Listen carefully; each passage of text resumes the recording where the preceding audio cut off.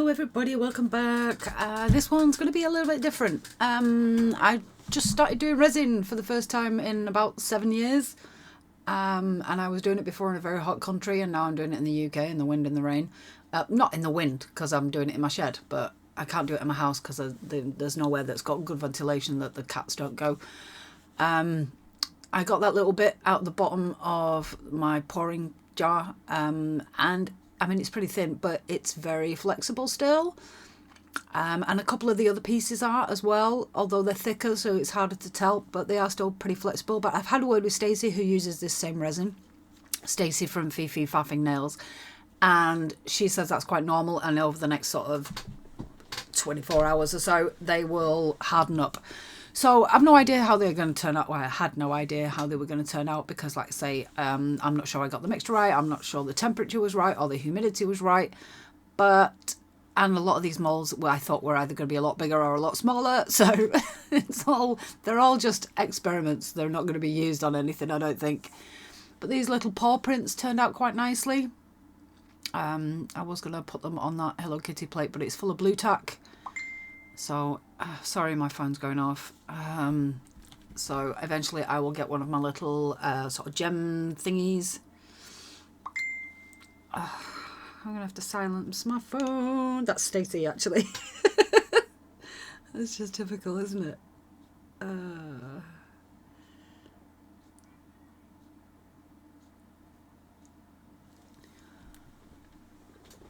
What are we up to?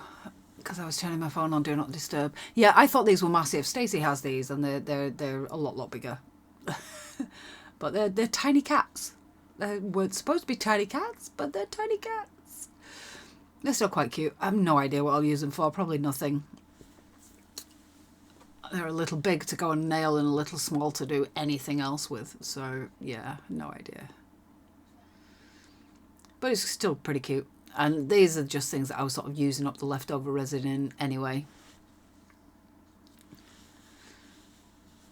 So next up, oh yeah, this was another mould that I thought they were going to be bigger. And they're not. They're little tiny cat heads. Sort of semi-like Hello Kitty, but no bow. But the glitter has dropped to the bottom on all of these as well. So that's something I've been chatting to Stacey about as well, how to stop that happening. And we've come to the conclusion that either multiple layers with letting them harden in between, or maybe just leave it a bit longer before I pour so that it's starting to go off. And hopefully that viscosity will have upped a bit. And yeah, I dribbled and forgot to clean it up. That sounded wrong. I'm sorry. Oh my God. Oh, I meant I hadn't cleaned up the mould after pouring. That's what I meant. And as you can see, that bit's still flexible as well. The thicker bits where it's, you know, it's more solid, it's not as noticeable. What's next? What's next? What's next? I don't know. These. Again, this was just a little mould that was using up. I was hoping this was going to be a little bit bigger as well. And I was hoping the cat paw one on this, I was hoping it was going to be big enough to get a magnet on the paw pad. And it's not. I tried it. There is a magnet in there. It does work, but it's not straight. It's not flat. So yeah, that's like a little jelly or something. Little jelly. The other one was a star. And then, like I say, we've got this paw print here, but the magnet didn't sit very well in that mould. And I don't think it'd be stable enough anyway. There's not much of a base on it. I mean, it'd work, but you know. And then the last one is a cute little pig, which again is really cute. I have no idea what I'm going to use it for, but it is really cute. Let's stick it on something. Maybe I'll stick it on the end of me flashy lamp or something like that. I don't know. So I'm just going to pop them back in there. I just wanted to show you these guys because I hadn't unmolded them. Like I said, it's my first time doing this in about 7 or 8 years, so I was not sure how it was going to turn out. Where have I gone now? Now these are actually for pouring, but I just saw the shape and I thought, do you know what? That might actually work as a nail stand. I overfilled it. Again, my eyesight's terrible and I didn't did I have my glasses on and shouldn't have, or the other way around? I can't remember, but I couldn't really see what I was doing anyway in my shed. So I overfilled it a bit. But I think if I stopped it, like, I think I'm going to show you in a minute. You see again how where that all that stuff's. Yeah, where I just pointed to there. If I'd have stopped it there, that would have just been a nice little dome. And I could even set a magnet into it before I pour. And I think that would work quite well. It's about the best thing I've got at this point for doing nail stands anyway. So yeah, I'm going to give that another go and not fill it so much and see how it works. But I mean, it does work. I have actually, they're next to me now. I have put a magnet on them and I have stands on them and they're not bad. They're not bad.